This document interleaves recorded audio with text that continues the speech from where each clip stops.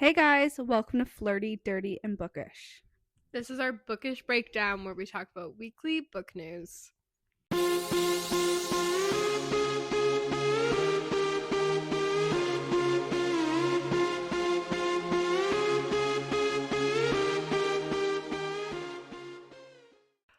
Okay guys, we are starting a new segment called the Bookish Breakdown, where we go over weekly just stuff that's happened in the bookish world. Movies made it from books, new movies that come out, New books coming out, new news about books. all that kind of stuff. Yeah, just some fun little tidbit here. 'Cause, I mean, we sit here on FaceTime and do it ourselves, so we thought might as well share it with the world. So our first one, and probably the most important one, is the fact that our main male character in Chaotic is Kash Daddy. Kashton! Oh my god, I'm so excited for this. I mean, I never thought it was gonna be Adam.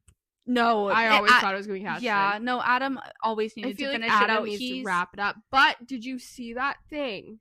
Actually, while we're talking about this, so someone shortly after, there was that book boyfriends conference that happened just after she announced that Kashton was the next book. Yes. Someone recorded their interaction with her and they got everything she said, and when they asked, okay, so like obviously the next one's Adam, because there's only, and she kind of looked at her like, why would it definitely be Adam? And she's like, well, there's only two left.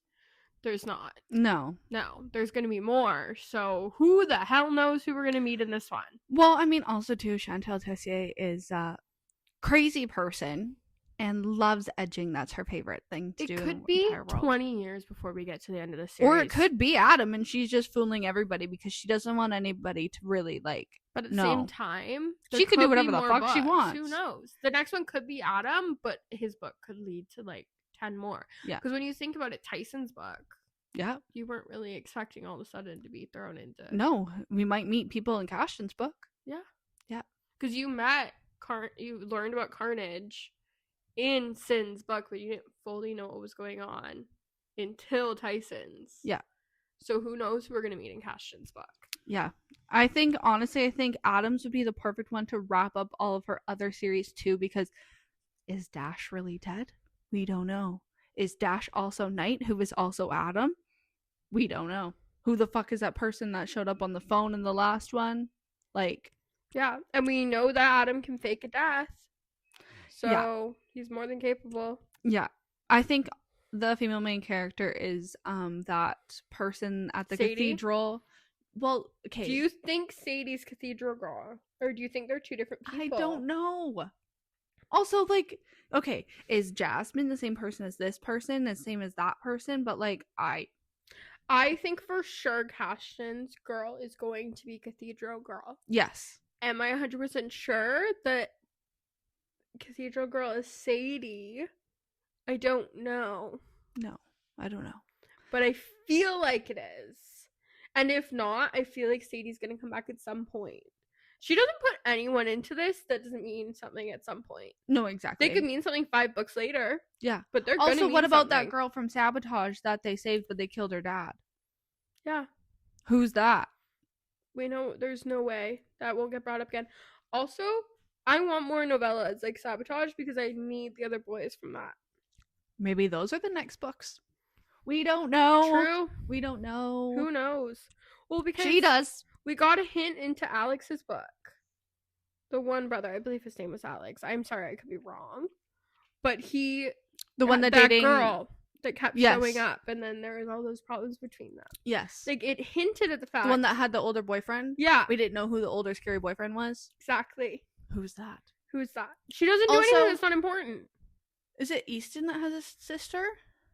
Yes, but I feel like that would be like Riot's best friend ending up with Blakely's best friend. Like, I think that was just one. Like, it wasn't that they needed a whole story. Because Sin's sister ended up with one of Sin's best friends. And she was his chosen. Yes. Which is the same story as Blakely's book, where her best friend ended up with Riot's best friend. Right. Yeah.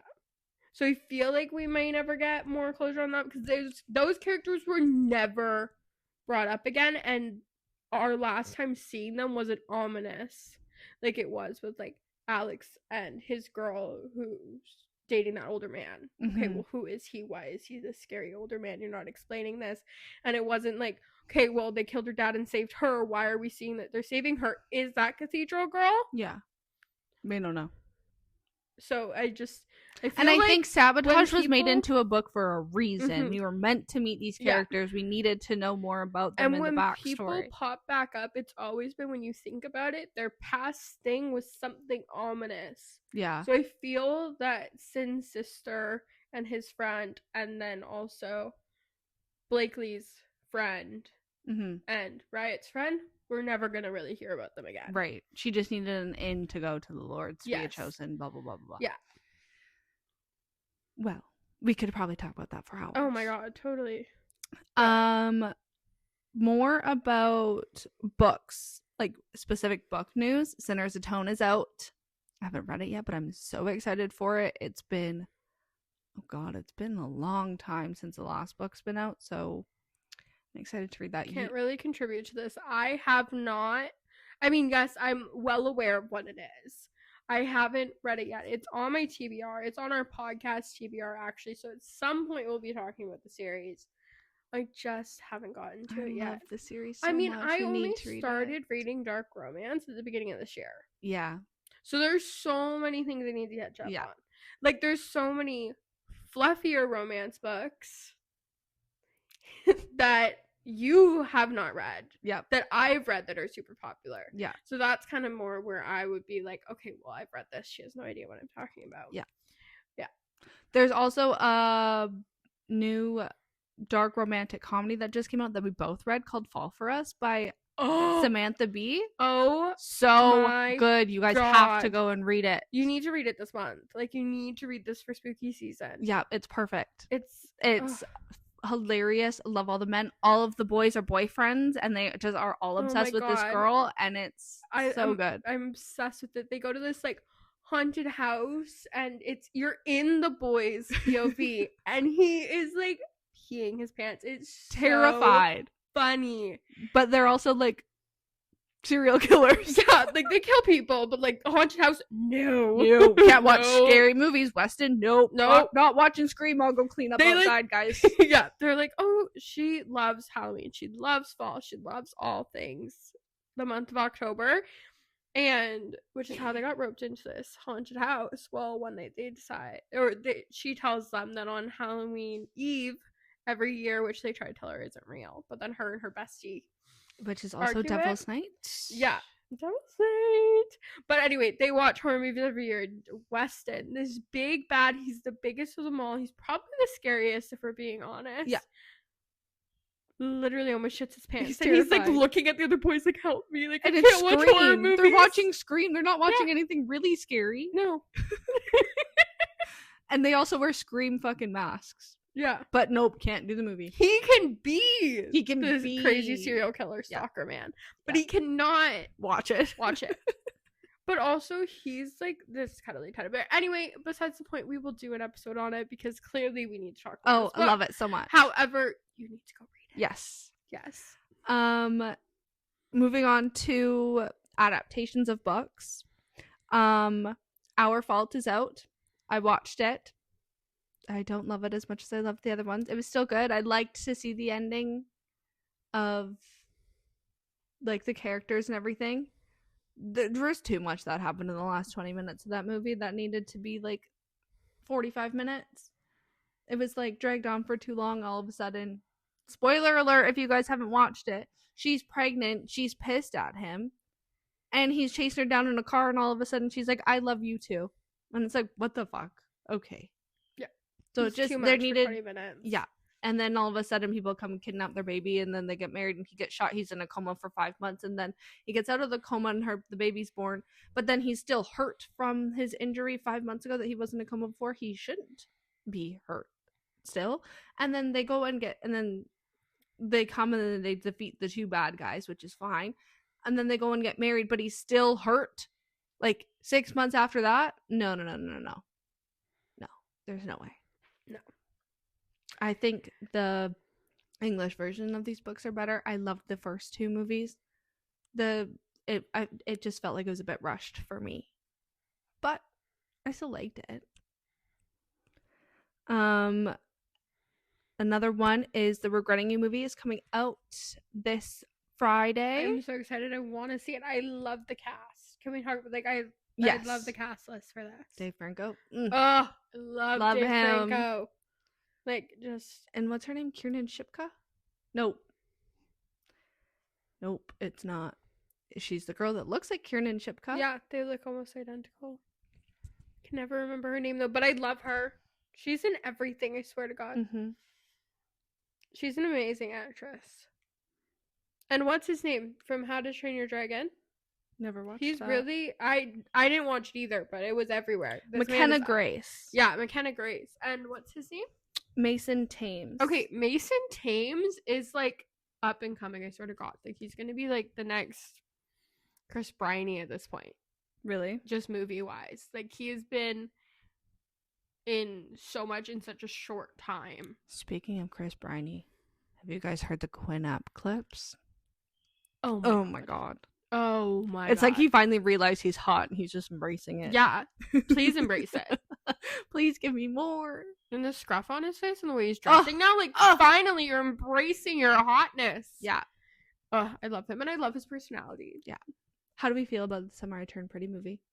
So excited, but so frustrated that the last few seconds of the Summer I Turned Pretty is when everything happens. It's okay, well, now you're at the summer house and what's happening and what's going on, and I'm I need more than the movie thing. And okay, so we watched this with my mom because here's a little story time. Obsessed with Conrad Beckfisher. Okay, my mother made shirts. She has a Cricut. She made us all Team Conrad shirts, and we had a watch party. And she was not happy with the ending. No. Or me. Someone else. I couldn't help myself, and I watched it before we all went over to her house. However, that's not why my mother was mad at her. No, my mother was mad because my mom wanted to do the same thing. And this little missy lied to my mother and told her that she didn't watch the last 10 minutes without knowing what exactly that 10-minute mark would be. So my mom watched right up until 10 minutes and paused it there. You guys want to know? Spoiler word if you haven't seen it, but hopefully you've seen it by now. But it pauses right at him sitting on the train, and you have no idea if she's going to make it to him or not. And I just randomly said 10 minutes. And my mom sat with that for 8 hours. I randomly said 10 minutes. Yeah, it was random. It was. She thought you did that on purpose. No, I was oh no, I have 10 minutes left. Where I went and looked, and I actually had 30 minutes left. I'm well, whatever. I'll just go and finish it. And then I realized what was at 10 minutes. I'm sorry, I'm not stopping here. Yeah. Have you noticed how many moms are obsessed with the show, though? I think it's because One Tree Hill, and also because he totally looks like young Leonardo DiCaprio, which they were all obsessed with back then. Just like we're all obsessed. They're not obsessed with the characters oh my god, they're so hot, I want to be bellied. No, they're just obsessed with the storyline of it. It just gives early 2000s to them. But also vibes. Chris Briney really does look like a young Leonardo DiCaprio. Yes. Yeah. The It Happened One Summer cast. Okay, so I saw Larry's post, and Larry agreed. Reeds, if you guys don't know who she is, but how the hell would you not know who she is? So I totally agreed with who she thought should have been the cast. So who apparently has been cast as the lead female in this movie, and I love her. I love her as an actress. I love her. I don't see her for this role, but I'm sure she'll do great. But it's Nina Dobrev. I haven't read this movie, so I don't know, but I love this. You haven't read this movie? I haven't read this book. Yeah, so this is where I take over. So, it was... Nina Dobrev obviously got cast. Well, not... she'll do amazing. But are they going to dye her hair blonde? Oh, it's Vampire Diaries all over again? Yeah. Why does she keep getting casted? I mean, she is Elena Gilbert. I'm sorry. I don't think anyone else could have done it the way she did. No. However, why does she keep getting cast as people that were blonde in the books? I don't know, but it's also like off-campus vibes too. Like, Yeah. isn't John Tucker supposed to have it be redhead? Mm-hmm. Like, there's so many things when it comes to book adaptations that you just have to be like, Just trust the process. Trust the process, but These sometimes people it's know just what they're like, oh. doing. And then, I don't know how many of you watched Teen Wolf. I love it. So that. good. But the lead in this movie, the lead male, is actually Tyler Hoechlin. I can never pronounce. Yep, Yeah, that's right. Who played Derek Hale in Teen Wolf. Who we love him, and he does fit. He more fits his character. However, I did imagine it. Oh, what is his name? It's gonna bug me. What is else is he in? It was the same that Larry said, and I can't remember his name right now. Do you know what else he's in? Yes. What? He is Venom. Oh, shit. Why is his name escaping me? Like, everyone knows who I'm talking about. But shit. Like, I'm looking up the Venom cast. Hold on, people. Like, I want to say Tom, but I know I'm wrong. Yes, it's Tom. Oh my god, what's his name? Hello, load. Cast. It is Tom Hardy. Tom Hardy. Tom Hardy. Yep. I love Tom Hardy, and that's who Larry said she envisioned, and that's exactly who I envisioned too. Like, but Tyler Hoechlin's like close. That's why I said it's not that far off for him. Whereas, like, with. So do you think who's the girl that played Caroline? Candace King. Yeah. Do you think she should have been the main character or something like that? I would have pictured that Candace King, or I don't know if you ever saw Lucifer. Yeah.